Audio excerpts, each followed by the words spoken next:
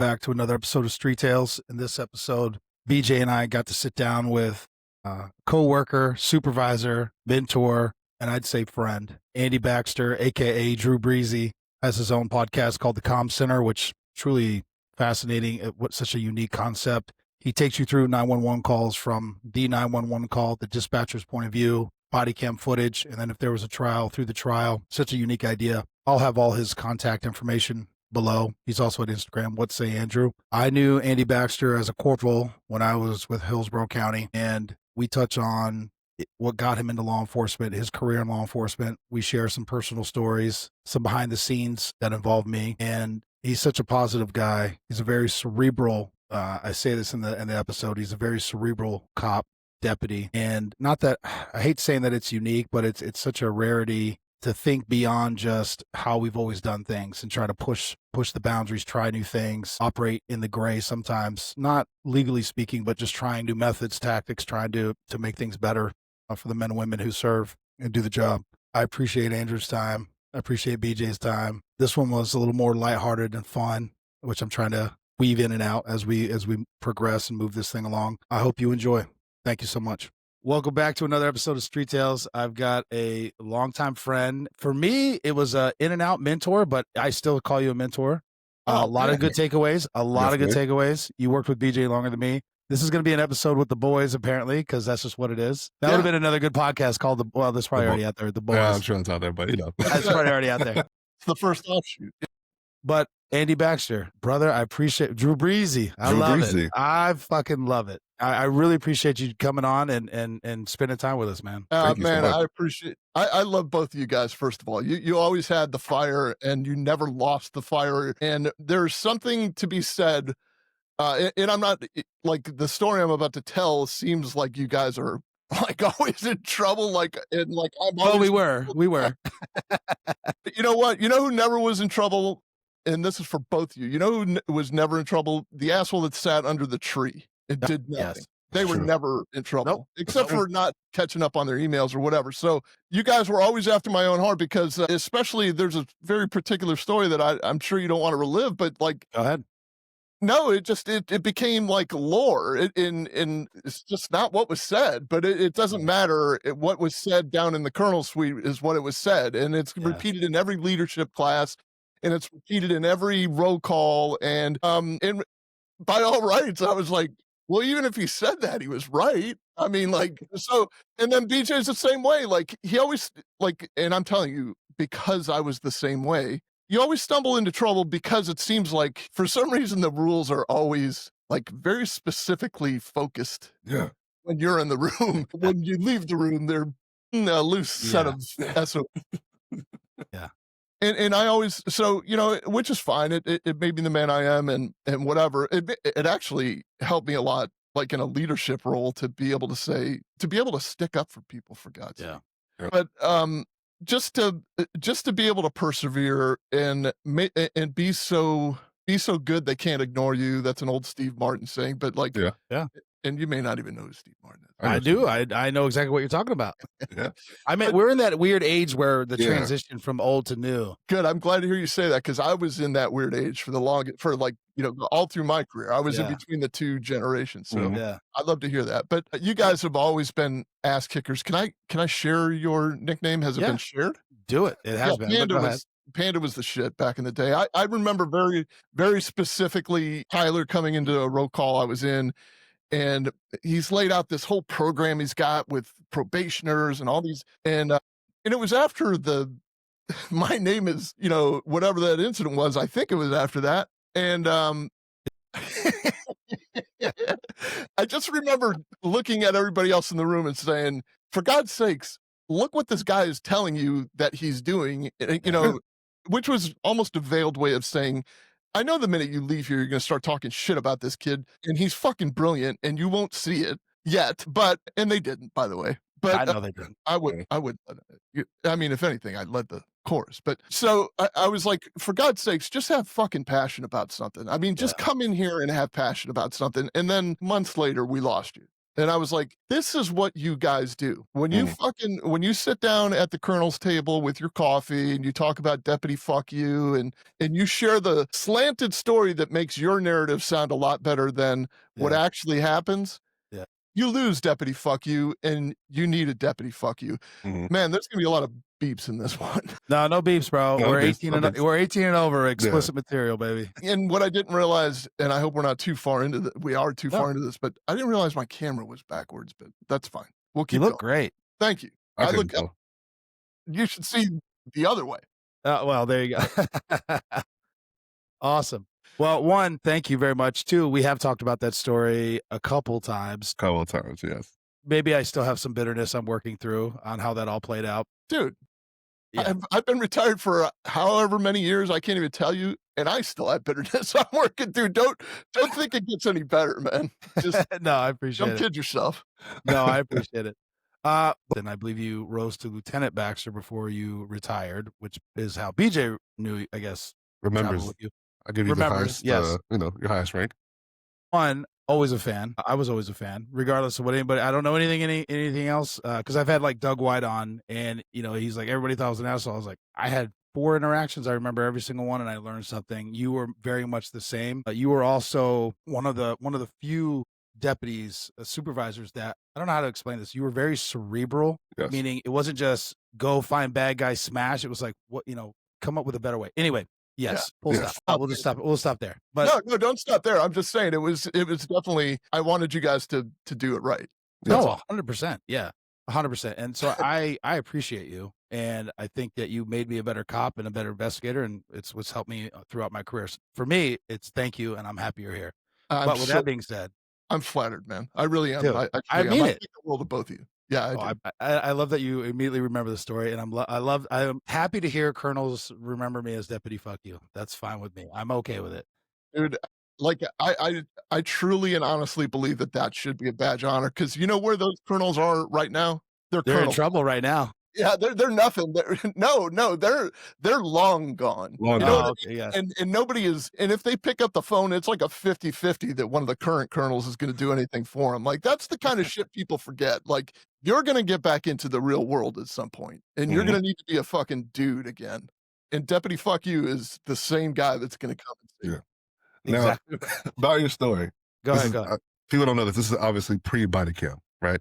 Yeah. But I always wonder this because obviously I've had review buddies for my own stuff. I always wonder how that would have played out just for you at the office personally, had that been on body cam to see the actual full picture context of everything. That's always in the Yeah. back of my mind. I wish we had it because I tell you right now, we'll talk about it for a few minutes, but because it all came out through the internal affairs investigation where the actual guy I was arresting in the internal affairs investigation was like, I apologize for my family. Deputy Martin was nothing but respectful. He actually described in his own words, textbook, because I had him on the ground and how I rolled him up to his side, his knees, and all this other stuff with the detective encouraging me, like, did he pick you up by the handcuffs like a suitcase? Did he hurt you? Did he hit your head off the car door? He's like, no, he didn't do any of that stuff. He was very respectful.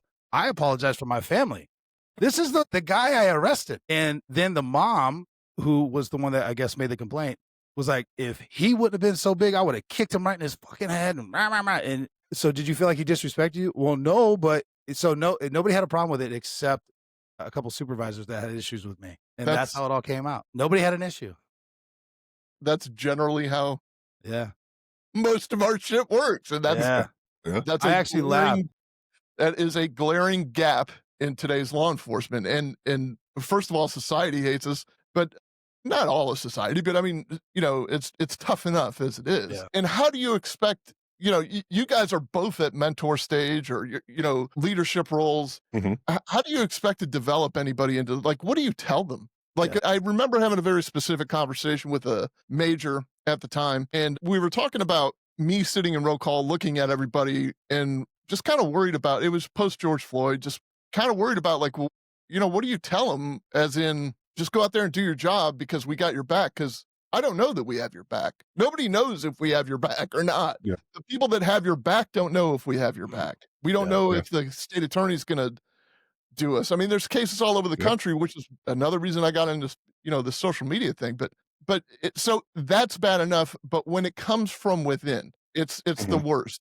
And I'll tell you right now, like the secrets that I've figured out or learned in retirement, or when I went to the Southern Police Institute (SPI) and I did my own work, is they tend to cancel the creatives. Yeah. Like if you're creative, you're a threat. If you're and you said a minute ago, you used a word that probably would have is kryptonite to somebody above lieutenant when I'm a lieutenant. You just said it yourself, like you're a very cerebral leader, like kind of a You are. thoughtful. I mean, that's how I would Yeah. describe you. Yeah. Okay, well, the people above me, they don't. They don't like that. intimidated by cerebral. They're going to be pushed out of the way by my cerebrility. So, so I'm a threat, and they're going to do everything that they can to stop me. And they did. Like, I'll give it to them. The terrorists won on that one, but because I left. But consider it an honor. Like I'm telling you, BJ, and I'm telling you, Tyler. Like consider it an honor that they have to lie to embellish the story to make you look bad, because they're so fucking afraid of you that they have to embellish and knock you down in a profession that, this is so cliche, but we should be building each other up. Yeah. Yes. But It's hard enough. It's hard enough without having to worry about that. Yeah, it is difficult. No doubt. Perfect. But I will say, Ty, learning from your story, right? And I'm currently in a leadership class this week, right? So these are some of the issues that we're talking about, speaking about. One of the I usually have a spiel I tell the young guys, right? A couple things keep you out of trouble, for sure, right? Don't talk negatively about anybody at the sheriff's office, right? Because you'll never be able to say, hey, it doesn't mean you don't have to like everybody, but don't say anything negative out of your mouth about anybody at the sheriff's office. You never know who you're going to work for, who you're going to work with. Yeah. Listen, I don't like plenty of people. It's not going to be hard to tell who I don't like, right? You'll be able to figure that out. It's not a secret, okay? It's like, but, and I tell them this, and also number two, obviously, try not to sleep with anybody at the sheriff's office if you can help it. It'll usually keep you out of a lot of trouble, a lot of workplace stuff if you can, right? 3, I know. Tell them this. Listen, I'm not trying to quell your fire. I want you to shine as bright as you can be.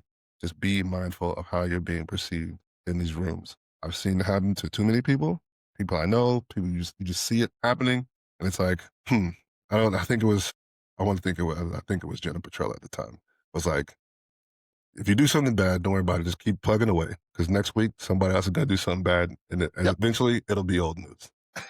It's somebody else's turn in the barrel tomorrow. Trust me. It'll be old news. You'll be fine. Just keep plugging away. Yeah. Unless you make a big enough splash that the sheriff and the chief have to get involved.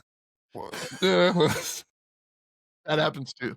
Yes, it That happens too. yes. But that's sage advice, and I'm telling you, BJ, that's what I was trying to say about Tyler earlier. Like he came into that roll call room and he explained his program, and you could just, I don't know if I could just sense the energy, or if I was just reading it wrong because I'm cynical from having my soul beat for 15 years or whatever.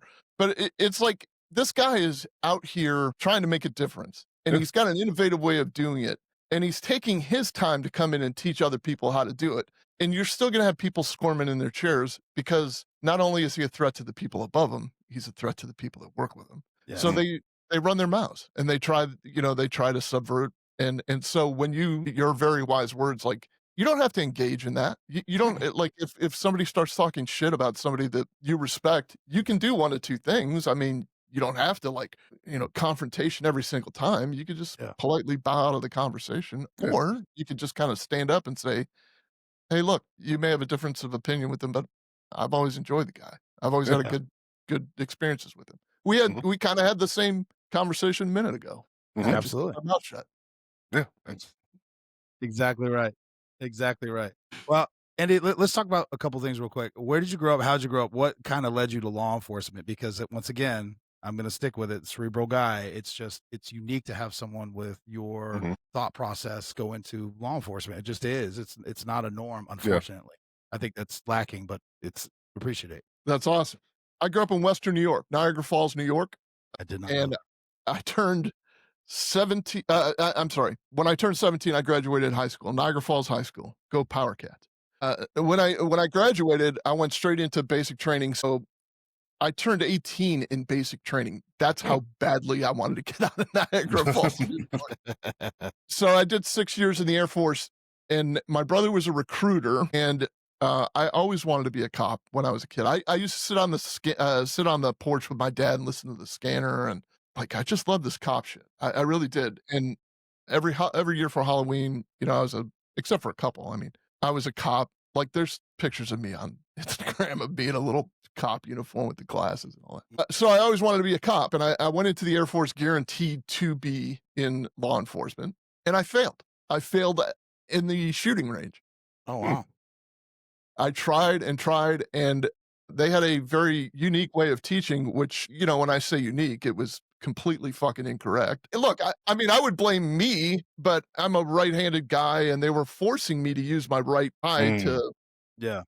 aim with, and for some reason, I kept missing the target. And so, you get 2 failures, then they Yeah. cycle you back to the next class, and you get 2 Yeah. failures. I couldn't hit this fucking target. Like, Yeah. I would come up just short. So even with the shitty way they were teaching me, I was still that close.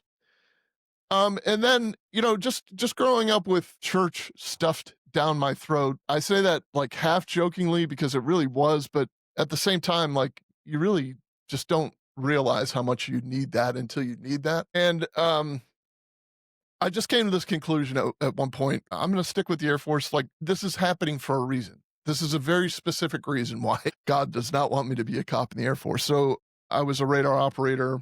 I ended up at MacDill Air Force Base because of that position as a radar operator. And because of that, I saw the professionalism of the Hillsborough County Sheriff's Office. And I said, come hell or high water, I'm going to be a deputy sheriff at the Hillsborough County Sheriff's Office, not Tampa Police, not Pinellas County Sheriff's Office. And I worked my way, I got my foot in the door by being a dispatcher. Harkens back to the days of the scanner with my dad on the porch. But I was a dispatcher for a couple of years. I put myself through the academy. So I would go to the academy all day from 8 a.m. to 4 p.m. I'd run to the Sheriff's Operations Center in Ybor, take a quick shower, run upstairs to my shift from 6 to 2 a.m. and drive home and sleep until 7 to get back to the academy. And it's just because that I knew that that's what I wanted to do. And it took a couple, Passovers before I finally landed the role, but I found it. Like I ran across this quote in a Sports Illustrated. It was a Tommy Lasorda quote in a Sports Illustrated, an actual physical magazine. And he was talking about Mike Piazza. And he said, the difference between possible and impossible lies in a man's determination. And I cut that little thing out and I put some tape over it on a 3x5 card, like, so it was tiny. And I kept that in my wallet. And that has stuck with me from, like the moment I read that on. I have always thought that the worst thing you can do is tell me no. And to my detriment, sometimes, it's a blessing and a curse. Yeah. But that's how I became a cop. Like I was like, I am not going to give up until I'm a cop. And then I became a cop. I worked my way through being a detective. I got into a little trouble after being promoted once. To corporal or detective? I was promoted to corporal. Okay. Good. Got into some trouble. Okay. I was unpromoted. Okay.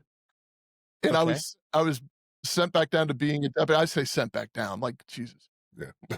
I became a No, deputy. I get it. again. Yep. And I was blessed with this position of working in the training bureau in the interim. Like, look, the guy's got too much experience. He's got detective experience. He's got communication skills. Let's stick him let's let him teach. Yeah. Yeah. So that's where I first ran into you guys when I was in the interim. And I had just been through rehab, because it was an alcohol related incident. So, like I was working my way through the first years of sobriety, and it was not an easy road. So, I'm a different version of then, but even now. But that's when you guys first encountered me, was when I was in the training division. And from there, I became a detective again. And then I was promoted again after being told I would never be promoted again, by the way. Yeah. And I was promoted to corporal again. And not only was I promoted to corporal, sergeant, then lieutenant, facing captain, chased out of there. That's kind of how it happened. So Short go ahead. story long. No, go ahead. No. I appreciate that. But there's so much there. Dispatcher, because it's something that you touched on that I've started to realize. I've interviewed one dispatcher. I have plans to interview a couple more. We're working through that because I feel like an ass in the sense that I was like, there's so many facets to law enforcement. And I was like, shit, I don't know any dispatchers. Also, we're trying to get a jail guard on here. Oh I, yeah, I got I got guys for you. I have the perfect that want to actually be on, because that's another Yeah. thing, right? And I'm like, dude, I'm an ass. I've been in law enforcement for going on 15 years, and I'm like, fuck, I don't know any of them. And I've had great dispatchers. I've raged on them. They did not deserve it, but they just take all the abuse from not only the cops but the public. And I think it's an overlooked thing. But can you talk about that experience? And then, because it kind of came full circle several times, from the scanner to being a dispatcher, Yeah. a deputy to then leading the comps. There's a bunch of tie-ins. It did. I can't. So, like, in full disclosure, and I don't want to take you too deep, but I came into this job with a lot of childhood trauma. Like, you know, I'm a sex. I'll call it a sex abuse survivor. I'm not like, you don't get to choose whether or not you're a victim. You get to choose whether or not you're going to live like a victim, though. That's true. So I decided I wasn't going to, but I never really addressed it in the proper way, and so that kind of makes for a raw nerve when you get into a job like being a dispatcher. People think that it's just like you're sitting in air conditioned room, talking on a radio, or typing on a typewriter, or you know what I mean, a computer, not a typewriter, but and it is so not that. I mean, it is. What you have to understand is, like, as cops, as street cops, you've got maybe a 10-15% chance of seeing something traumatic that day. You could essentially go through your entire shift without ever having a call, even, like. But when you're a 911 operator, you have a 100% chance of hearing something traumatic in your ear without warning. By the way, it's just a little beep. And you're going to hear something traumatic because most of the time, it depends on where they work, but they're taking emergency medical calls. So by the time we get there in uniform, the white horse, and, you know, with the badge on and all that stuff, is kind of like settled down a little bit. Plus they see, you know, they see the grandeur of Panda walking, you know, like these two burly, you know, the defensive line for Grambling or whatever. They see you walking up and they're like, how are you doing, officer? But when they're on the phone, they are like up one side and down the other. So you try to get information out of somebody that's screaming at you. The citizens hate you, the cops hate you, and unfortunately, like, the trauma within a communication center, it's like an aquarium. There's no place to go, and they turn on each other. And it's just a very kind of a toxic environment. And I'm not saying that out of, like, oh, I would never go in there. I'm saying that out of love. Like, we don't pay enough attention to that. We have not fixed that because, and this was, you know, like, I did a research project. I did my own work on trauma in the communications area, trauma in the civilian sector of the Hillsborough, of where I worked.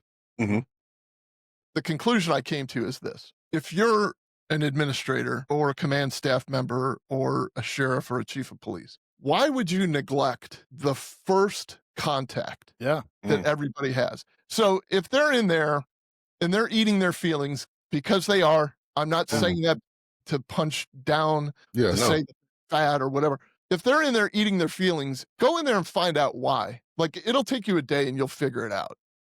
But go in there and find out why. But when they're so cynical, or when they're beat so badly by the citizens or by each other or by administrations that are like, the comm center is the most rule heavy area of any organization. I will guarantee it. Like, you can walk into any communications area because, and this is something else I found in my experience, we as cops understand discretion. We've had felons in our hands that were just kind of like, I'm going to go to lunch. This is your lucky day.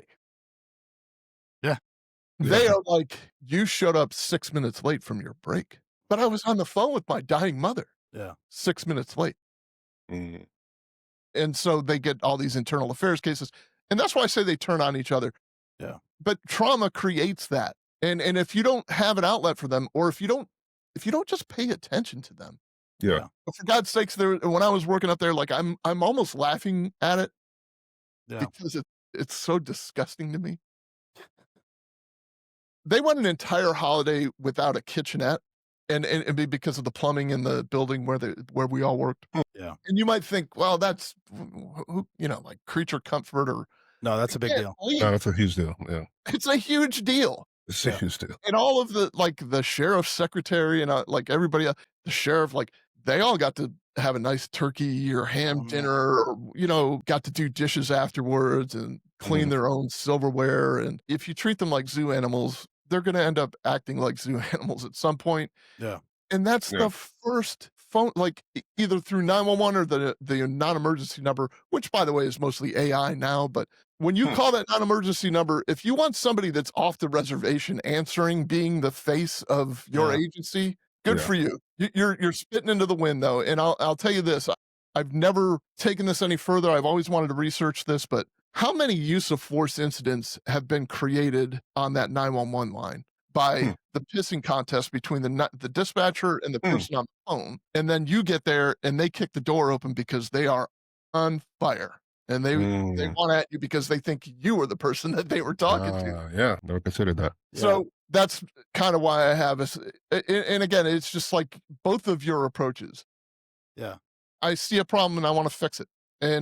But if you can't explain it to the right people, or if the right people are threatened by your explanation, it's going to die on the vine. It's going to get killed, and you're going to get chopped. Hold on, BJ. Hold on. Two things, because there's a lot to unpack there. I'm processing while you said all that, because that's a valid point. I never even thought about it that way. But I'm admitting my own foibles here. I didn't think about the dispatcher interaction until I was with the Secret Service. I was in Maine. It had nothing to do with being Secret Service. We were moving vehicles. Me and my supervisor came across a crash. They were trapped inside. They were still alive. We're trying to get them out. It ended up catching on fire, and unfortunately they died. It felt like hours. And I'm calling 911 and I'm losing my mind on them. And I'm trying to explain. And then all these things happen. So that'd be too morbid. Fast forward 2 weeks. I thought it was great. The fire chief wanted to have a debrief of that incident just to kind of get everyone to piece it all together, which I thought was great. I showed up, saw the dispatcher. She saw me. And I immediately walked over. I said, I am so sorry. I did not talk to you the way you did. That was not you. She goes, completely fine. I couldn't imagine. It was like this mutual. She's like, I couldn't imagine seeing what you were seeing, and I'm sorry it turned out. Anyway, it was this whole thing, and that was the first time I ever saw communicated like that with a dispatcher, and it immediately made me go through my career. I was like, it's almost like I need to go through like AA for all the dispatchers and like go apologize. I'm so sorry. You did not deserve that. It was not your fault. I don't know what you call it, but I was like, the apology tour or something. Cause I was like, oh my God, I never thought about it. But a very important thing that warms my heart about that story, like nothing about death warms my heart, but the fact that a dispatcher was included in a debrief, because that's a 2022 and beyond thing. The Hillsborough County Sheriff's Office never, ever included the communications people, the people that started the whole thing. The slogan of my YouTube channel is every good true crime story starts with a 911 call. They start the entire process. They were never invited to the debrief, and they were affected the most, one, and two, they never got to hear the outcome. And it's refreshing to hear that we had a very tragic incident. BJ will remember. I don't think you were here at that point, but where a deputy that I went through the module with, by the way, a retired deputy shot his entire family, and then he shot himself over the air. And I was running the communication center at the time. It was a very tense. Very intense situation. And for the first time, and I'll give complete credit. I'm not necessarily a fan. I don't even need to offer that, but Chief Deputy Luzinski called me to make sure that I had them attend the debrief. Anybody that wanted to, not force them into it. Anybody that wanted to. Dude, let me tell you, we took up 3 or 4 rows in that place. And in that debrief, which was an intense debrief, I'll give you that. But in that debrief, the facilitator said, wow, it's great to see communications here finally. So let's let them start it off. Yeah. And the first guy to talk got 2 words out before all 4 rows were blubbering, because it was monumental. Yeah. It was like, finally we get to purge. Finally we are seen. Finally we're heard. And this was a bad one. So I'm sorry I took us on that road. No. But It to your point, to both of you guys' point, I had an incident of my own about 1.5 years ago. We get into a officer involved shooting. We do the peer support, we do the SISM, we do the debrief. Dispatch comes. This wasn't as big as the Terry Strong thing, right? But we had a few people from the comm center show up, obviously, who took the initial call, everybody who also was involved from the communication side coming to the debrief. And it was interesting to see, to see how it physically, how it's affected them, to talk about it after the fact, and also to hear their version of it. Yeah. Because what I guess on the street card wise, what we're forgetting is, like you said, they're dealing with this initially. They're getting a different version Yeah. than I'm getting. So I'm just Yes. getting updates. What they're hearing is different than what is In being real relayed time. to. In real Yeah. time is what it, they're just, when we're driving, we're just getting the notes. Hey, he's in the yard. He's got a gun. That's what's being relayed. That's not actually what's happening. They're not conveying the stress that they're hearing, that they're picking up over the radio. Yeah. So Right. obviously, like you said before, once you get there, now we're picking up shit. Now we're picking up on the actual stress, the heightness of the situation. Yeah. And also at the same time, like you said, they also don't necessarily get to hear or see after, right? Because once we get there, the person hangs up. Now it's like, oh, are we going to figure out what's going on with that? How did that end? What happened? Right. I mean, obviously, well, now you kind of know what happened, right? But they're not getting to talk to us to say, hey, thank you for giving me that information. Hey, that was a great question. Hey, the question that you asked really, prevented me from doing something stupid, or gave me the insight that I was able to do something better to kind of help this, So it's really that you're getting the feedback back and forth between these critical incidents, or just Yeah. your regular hot call, if you will, whatever. I've always taken the point, right? Because we all know dispatch can dictate how your day goes, right? Yes. Oh yeah. So I've always been very, very, very, very, very intentional about, yes, ma'am, on the radio, yes, sir, yes, ma'am, thank you, I appreciate that. Send them a message, hey, thank you so much. Ooh, if I realize, that kind of sound like us, so I didn't come off how I wanted. Hey, sorry about that. I was pissy about something else, or I hate I that used guy to do that you that all the dispatched me time. with. Just trying to Yeah. constantly reassure them or give them some feedback, so they don't think that I think that they're an asshole. You know what I mean? Yeah. I was smart assy to him all the time, even after leaving. And so I would have to do the exact same thing you did. I would send a follow-up message. I mean, there Mhm. are a couple of them that wanted to be deputies. So Yeah. there were times that I got into their ass and I was trying to tell them, hey, who you're, talking bad about right now is who is going to be your FTO in about a year. So Mhm. you better think very clear. But let me tell you what stands out about your incident, BJ. And I don't want to offend you if I get stuff wrong, but it was in like Carrollwood Meadows, somewhere around in there, right? Yeah. So the 911 operator, when you think about it, these are the things that nobody thinks about for you, the cop, and for that dispatcher. Hearing gunshots is probably the worst feeling. Now you're there and you Mhm. have a little bit of cover and you have a gun on your hip and you have Yeah. a rifle slung in. But when you're a dispatcher and you're hearing gunshots and then you don't hear anybody after that, you know that you just heard somebody's last breath and there Yeah. was nothing you could do. Mhm. So hearing gunshots are among the top, 3 or 4 things that that a 911 operator will never get over. So Yeah. hearing gunshots, that we have actual 911 operators who some have moved on from their positions, but that have been on the phone while somebody has been, Yeah. their lives Yeah. have been taken. Not to Yeah. mention the people that have taken their own lives, because Mhm. people call 911 all the time to give their last will and testament, tell this is where, Where I you am. This is find where my I'm at. body Yeah. or Yeah. but BJ, your incident I think was exceptionally sad because if I'm not mistaken, it was on Father's Day. And Day before Father's Day. Yep. yeah, so this guy took his father out. Then he took his First. Yeah. mother out, and then he took himself out, and he shot. Did he? I think he shot a deputy, right? We did shoot a Or deputy, and then we end up, doing what yeah, needed to be done at the time. But that's a piece that um I knew it at the time, but it hadn't sunk in yet. That was the reason why we were going, is because he did kill his father first. Because it didn't really set in until way after the fact, because things were still actively happening. So, Yeah. well, that's one thing. You're That's one just thing. taking in the new stuff. You're just taking in the thing that's actively happening. Not that you didn't realize it, but it's like, hey, the reason why we're going is because something's already happened. Yeah. And one of the things that in the debrief, one of the dispatchers relayed to us was like, it was difficult talking to the mother and then hearing that in the background, thinking, man, is there something else I could have said? Is there yes, something? It's got to be difficult, and it's something I never really think about. It's got to be difficult to only be able to speak and not really have an outcome not really have an effect on the outcome of a situation. Right? When we show up, I can physically do something to make this go a different way, protect somebody, save somebody. But over the phone, it's like, man, Is what I said the reason why this happened, or Exactly. could I have said something else that could have prevented this? Never a thought in my mind because that's just not my train of thought while I'm dealing with stuff. Yeah, we're different animals. We have different Yeah. jobs. But you know where it compounds also is they feel responsible for your life. Yeah. So when you're taking gunfire or when something happens and and God forbid you don't answer your radio, like we all know that that's the pet peeve with us. Like I'm talking to this guy about Giants football. Just give me a break. Like shut up. Hmm. But they're checking on you over and Yeah. over and over again because they think they just marched you into your death. And Yeah.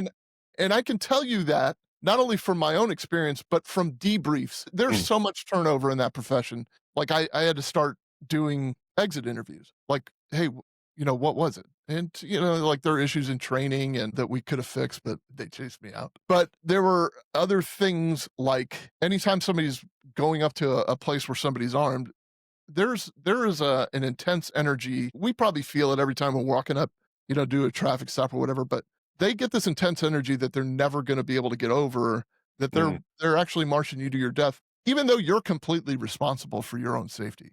Yeah. 100%. And it's hard to overcome. And I'll tell you, there was an incident that occurred when I was a dispatcher where a helicopter went down. And just like, I don't want to bore you with the details on this. I mean, not that that was a boring story. Yeah. We lost an officer, Norris Epps, God rest his soul. He was a Mhm. Tampa police officer, but I can tell you throughout my career, and even I'll get a flash of it now and again.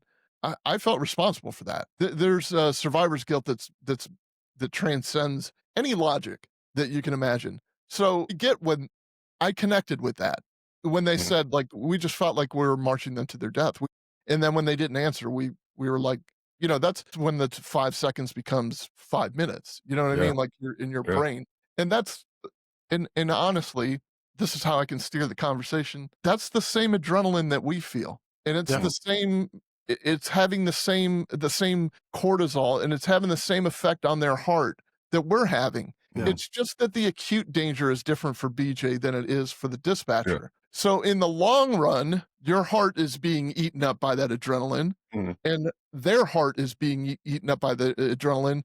But because we're in acute danger, for some reason, they're not considered first responders. Yeah. And that's the shift that we need to make in this country, that all 50 states need to recognize these people as first responders. They need to Yeah. pay them as first responders, give Mm. them the mental health benefits as first responders. They're doing the same job. It's a little bit harder in some aspects. They're just outside of the acute danger. Yeah. That's the only difference.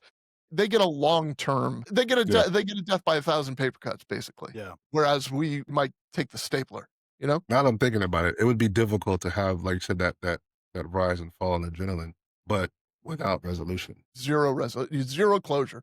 Yeah. When I first came across that, I was working a midnight shift. I when I first got back on the street as a lieutenant, and a dispatcher puts a call in saying that a motorcyclist at Hillsborough Memorial was speeding through traffic. It was a pack of motorcycles and ran the red light at on Hillsborough at Memorial, which is for those of you who don't know, I mean, you can Google Earth it, but it's a very, very, very big intersection. Mhm. And these guys were probably, a little intoxicated and having fun with their motorcycles. And he ran the red light. And the first probably 5 or 6 911 calls that came in talked about how bad this motorcycle accident is. But one of them specifically said the guy was decapitated. So Jeez. I drove over there because I didn't want any of those deputies to have to see that or endure that without me being there with them to Mhm. see it, endure it, or get them relief if they need it or whatever. Yeah. And I get there, and within 5 minutes, I'm standing with the fire captain, and I'm like, "So is that his head over there?" And he looks at me like I'm dumb, and he's like, "No, that's his helmet. His head is still attached. It's in the ambulance." So it looked like he was decapitated. Mm. His helmet came fumbling off, and that was what a 911 caller reported. As far as the dispatcher knew, this guy was decapitated. Okay. So we worked this entire wreck. Florida Highway Patrol came out and handled the fatality, and we handled the traffic for them. So hours and hours and hours later, I'm talking like 4 or 5 hours later at least, I get back in my car to leave the scene, and the first message that pops up was the call taker. And she was Mhm. like, "Did that guy really So lose his head?" yeah. And it dawned on me. She's been sitting there Waiting. for the last Waiting. 5 hours when within 30 seconds I knew that that never happened. Yeah. So that was an awakening for me. That was Mhm. like, hey, like if you're going to take on this role of leadership or if you're going to fix problems or Mhm. you better be situationally aware. Like you better pay attention to what's going on Yeah. all around you. 360. No, for sure. Look, quick diatribe. A couple things. One, my stepmother, Amy, she's a dispatcher in a small town, Giles County. Shout out She- Amy. That's right. And she was the first dispatcher I actually had on. The sheriff there, his whole thing is anytime there's a traumatic call, traumatic incident, which again, it's a small county, so it probably doesn't happen as often as ones in Florida. Everyone has to go talk to a therapist, even the dispatcher, and they debrief with the dispatcher. Mhm. And to hear her talk, and again, these are things that resonate with me now. She's like, I am that pain in the ass, and if you don't answer on the radio, I'm going to call your cell phone, your partner's cell phone, your sergeant's cell phone. I'll call your wife because they know everybody. She's Mhm. like, I just want to make sure you're okay. All you have to do is say, I'm okay, whatever. She goes, because I'm worried until you say something. So Yeah. these are things that have percolated over the last few months when doing the show. Mhm. But I also want to just kind of switch gears because you also it's weird to say this because you create a relationship with a voice.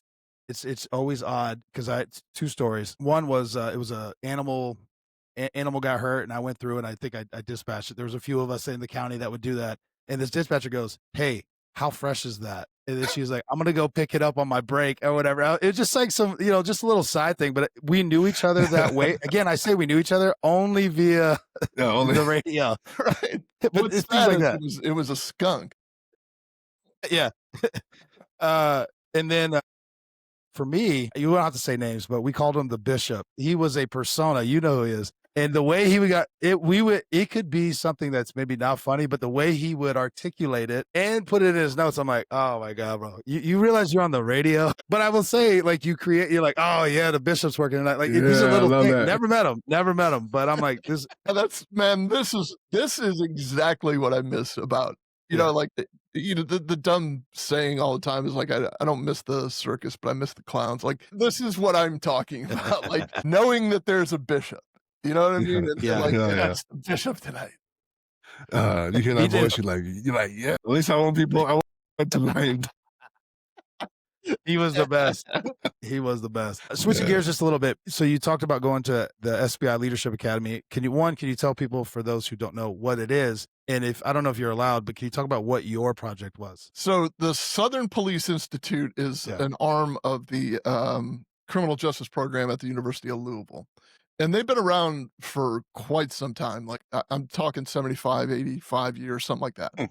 And what they do is what they have is something called the Administrative Officers Course. It's an executive leadership program, and it is in residence. So it's basically a semester at the University of Louisville. It's Hmm. supposed to be a sabbatical from your job, as it's generally lieutenant and above. There's some Okay. sergeants in there.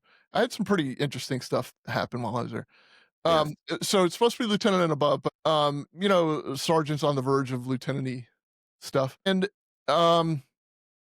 it is literally a very intense, academically intensive course Mhm. that requires master's level papers if you're, Yeah. um, so it's an executive leadership program that's done right out of the University of Louisville. So like I'm Yeah. a cardinal by There you go. By proxy, yeah. yeah, right, by proxy.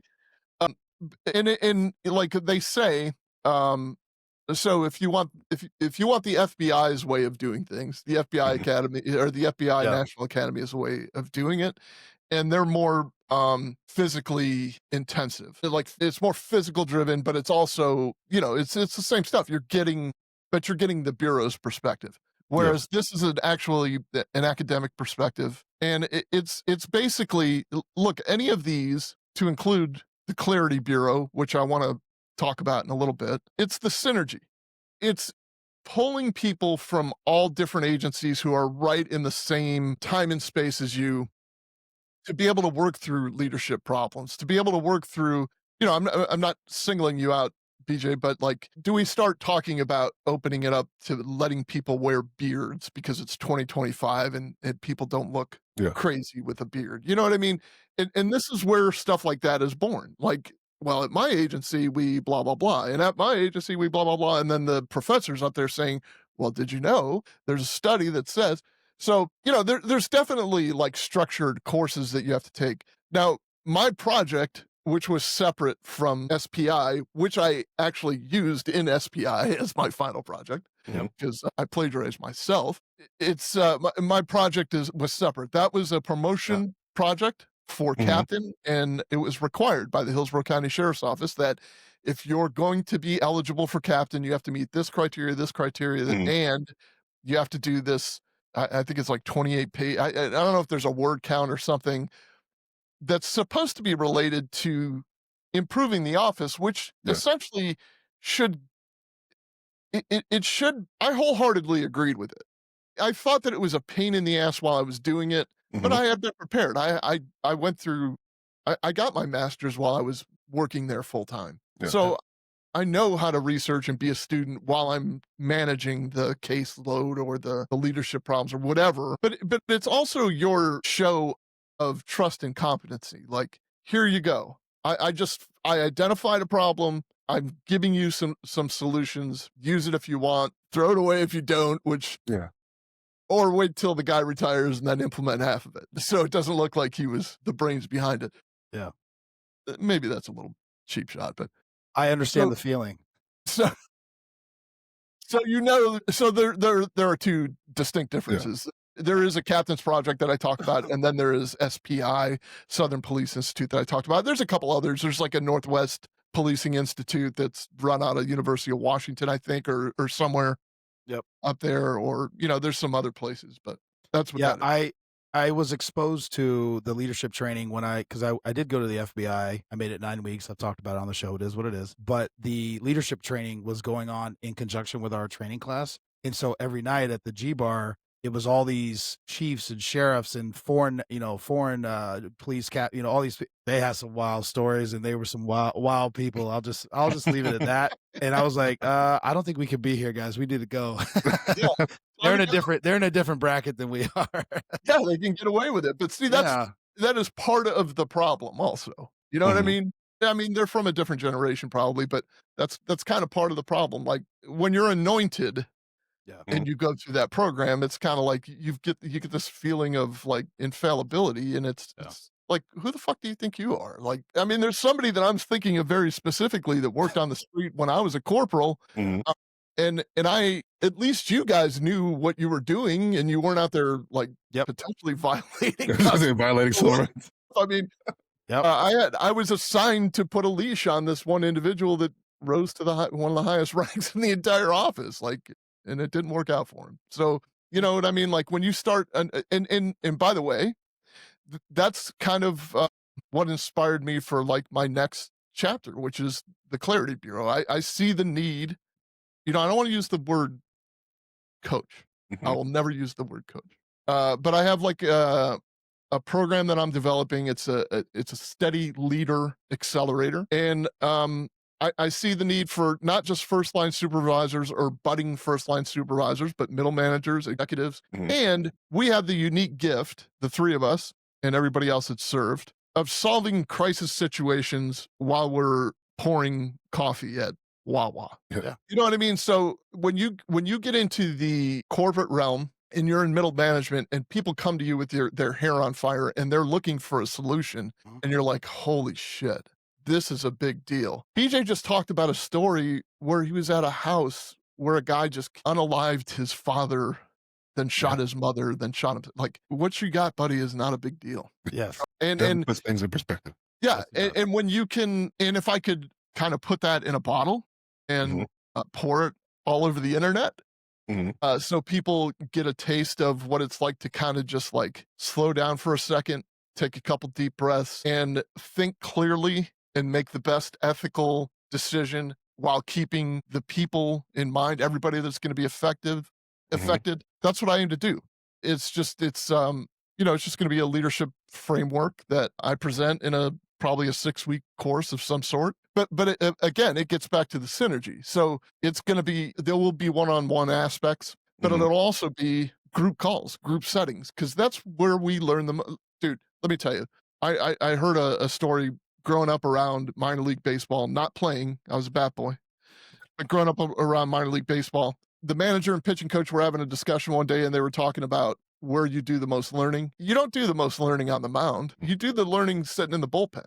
When everyone's sitting around going, holy shit, I can't believe you just threw him an 0-2 curveball. Like that guy's he's gonna rocket that. And you're like, well, what do you mean? Like he chased. Yeah, but he's a left-handed, you know what I mean? Like that's where you learn, and you learn from each other. Yeah. And you can do that in low pressure situations. You don't have to learn, when you're holding direct pressure on somebody's wound. Yeah. So that's where I'm headed next. That's kind of the next chapter. Dude, that's awesome. I want to say this though. The program that you brought up in the beginning, that was my thesis for my master's. BJ and I were getting it. Yeah, BJ and I were getting our masters together, and Dr. Bromley, shout out. Love Dr. Bromley. Yeah, he was like, you should actually try to do this. He actually made some calls to the sheriff's office to let me do it, basically, and that's where it sprung from. God bless Dr. Bromley. And I just used your map the other day, by the way. And Andy, you'll appreciate this. When I was working on this and discussing this openly with BJ in the gym one day, one of the deputies, and this is to BJ's point, was like, he was asking me what I was talking about. I was like, yeah, I'm trying to work on the mapping because it's not populated with probation people, and I'm the reporting and all that. And he goes, really? What do you think's wrong? I was like, well, it fucking sucks. It's trash. He's like, really? Tell me why what I created is trash. And I was like, oh. To BJ's point. Yeah. So anyway, that was the beginning of the end, unbeknownst to me. On Norm. I saw Norm walking around one of the buildings like 3 weeks ago. He's still here. He's in the drop. He actually didn't give me a lot of shit. He actually helped me a lot. And anyway, I was I ate a little bit of curl on that one. I was like, sir, we were still young, trying to figure it out. I was still young. Yeah, exactly. Well, first, also, like, God rest Dr. Bromley's soul. He's no longer with us. But good man. But that was a great program. Like, if I'm sure you went through the same thing, but my program actually, check this out. I was in the 7th cohort of that, and I decided that I was going to do it on a mentor program because I felt we desperately needed a mentor program, because at the time it was when SOT was, the sheriff's orientation training was firing on all cylinders. But from the moment you meet with your recruiter to the moment that you're cut loose from phase 5, I hate that word cut loose, but I'm using it in this example. Everybody that you work with and for has hire and fire authority over you. Your FTO at any time can give you marks to fire you. Yeah. Or training division people can say, he chewed his gum wrong, he needs to go. Everybody from this point to this point had higher fire authority over you. And when you got yourself into a jam, what did you do? You didn't say, I wonder if I should bring this up to somebody because I think I have got myself into a little mess here. No, what you did was you tried to work your way out of it because you didn't want anybody to know what happened because you're going to end up getting fired. Yeah. And I saw that as plain as day. So I wrote this. My capstone project was on a mentor program. Somebody else who worked at our office was also in the same cohort. After I said what my thing was going to be, she was like, I think I'm going to do it on mentor programs. And I was like, so, okay, fine. Then you fast forward a couple years later and they implemented hers and and it failed. It failed miserably. It's nothing against her. And it's normal executive leadership. Like they'll take something and they're like, okay, well, I'm going to make this mine. You know what I mean? I'm not going to pay attention to the people that did all the research and put their blood, sweat, and tears into this. I'm going to, tailor it how I would do it. So it looks like my idea. Yeah. And it failed miserably. But you can hold your head high. Both, like, you left that place different than it was when you got there, and it was better. I will say this, 5 years after I left, I would still get calls saying, hey, do you still have the PowerPoint or the paper that you did on this? Yeah. I'd be like, you got to talk to BJ. I don't know. I don't remember any of it. I got to see anymore. Yeah. No, I love it.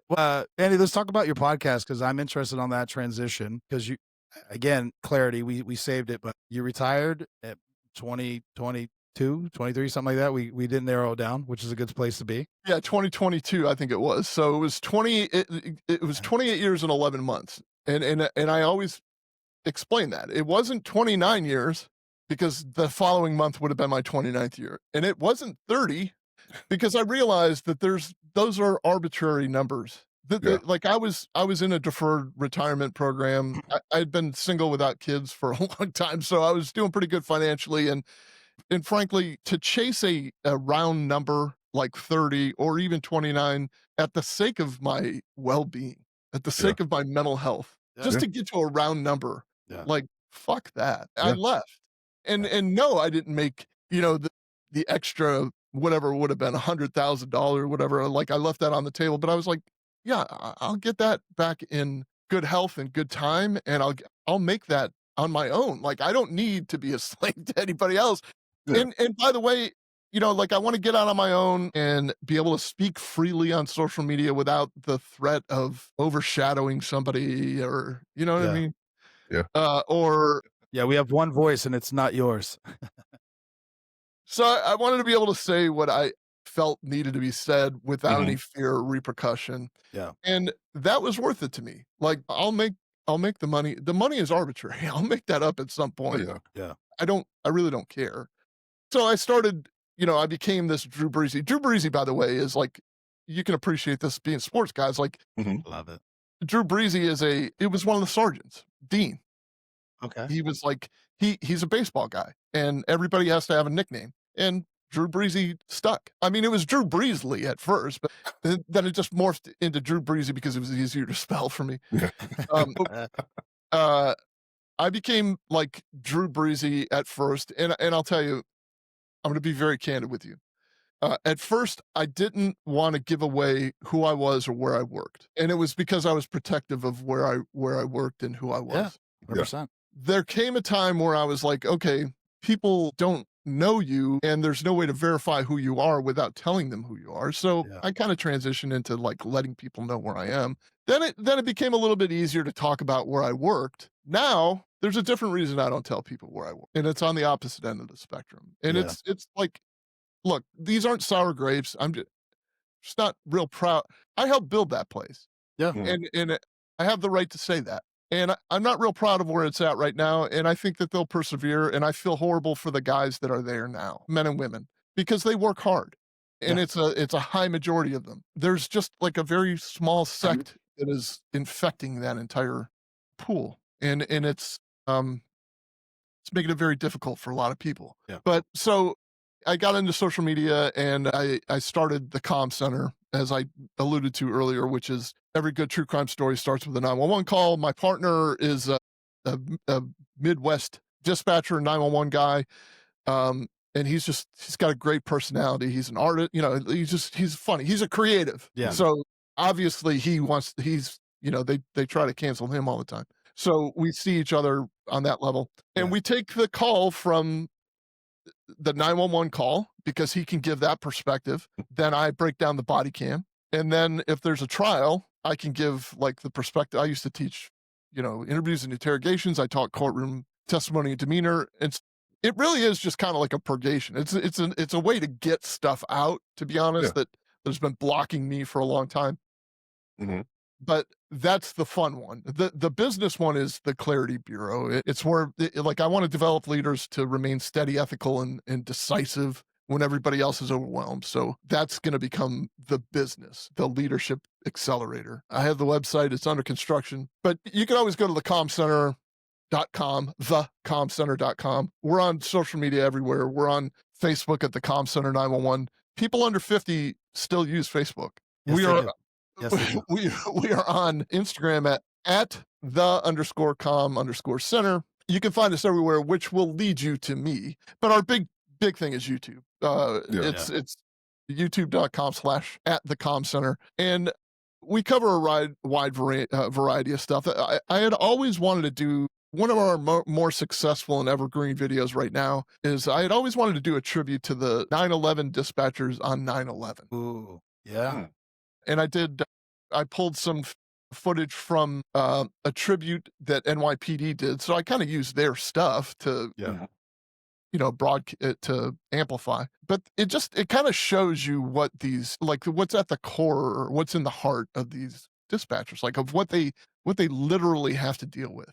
And, Yeah, and yeah. you know, that's one of our more popular videos right now, the tribute to 911. I'm a big fan, and we'll talk offline about dispatchers and jail guard. I got jail guards. See, I don't know. I don't want to be derogatory in any way. Corrections people. Corrections, because- corrections, folks.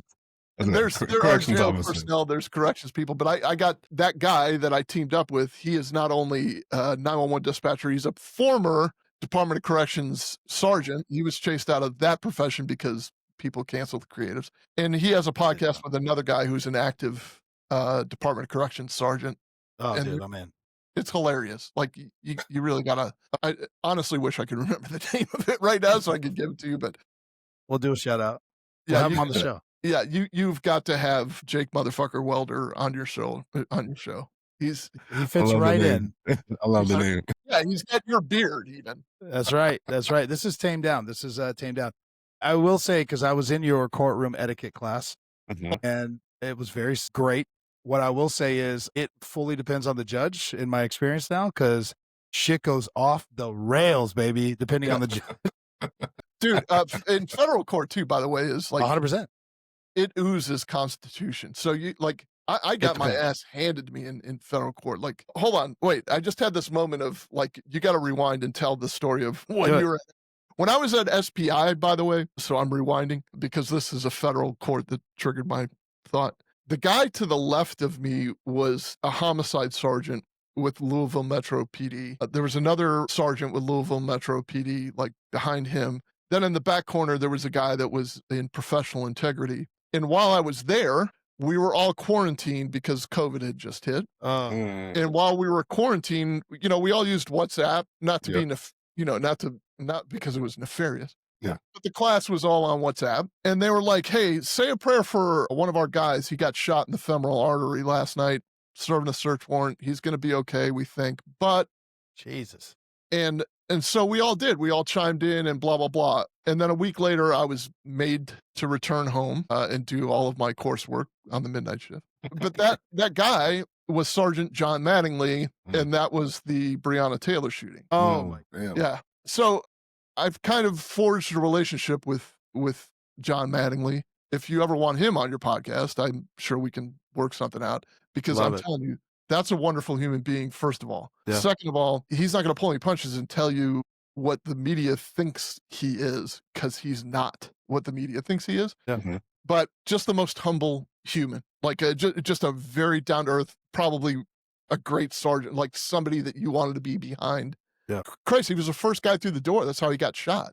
Yeah. And he got hit in the femoral artery. But that became nationwide known as when they murdered Breonna Taylor versus when John Mattingly was a centimeter away from his death because he was shot in the femoral artery by a bad guy who was using Breonna Taylor as a shield. Yeah. Yeah. And walked scot-free, by the way. And got paid by Louisville Metro. How did this tie into federal court? It tied into federal court because the guy that, and I can't remember his name, it'll come to me in a second. That's The guy he was with was convicted in federal. Oh, yeah. Okay. Yeah. All right. For shooting blindly, for basically doing what, well, I don't want to say. Yeah. I understood. BJ, go, bro, go. No, go ahead. All right. So which one of you is Monique, by the way? She's not here now. Okay.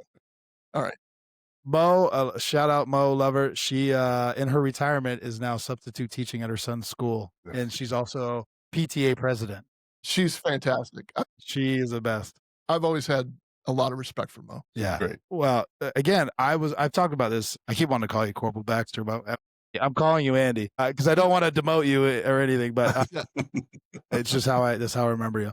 I've told many stories about you, by the way, just all in positive content. I had a very blessed, lucky career in the sense that even with the things that you mentioned where I was, it doesn't matter, treated a certain way.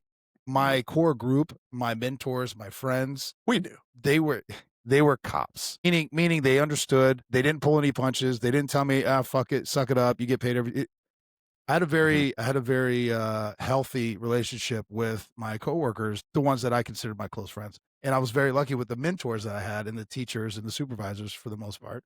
And so, yeah, no, I mean, so for me, I look back and I'm like, man, even though I went through a hard time, it could have been so much worse. Yeah, listen, there's something to be said, and BJ will tell you the same thing. Like, you have to be very selective about who you choose to follow because they'll walk you off the cliff. Oh yeah. You have to be. So I'm telling you, as far as this Clarity Bureau is concerned, I learned more about leadership from the shit supervisors I had Mhm.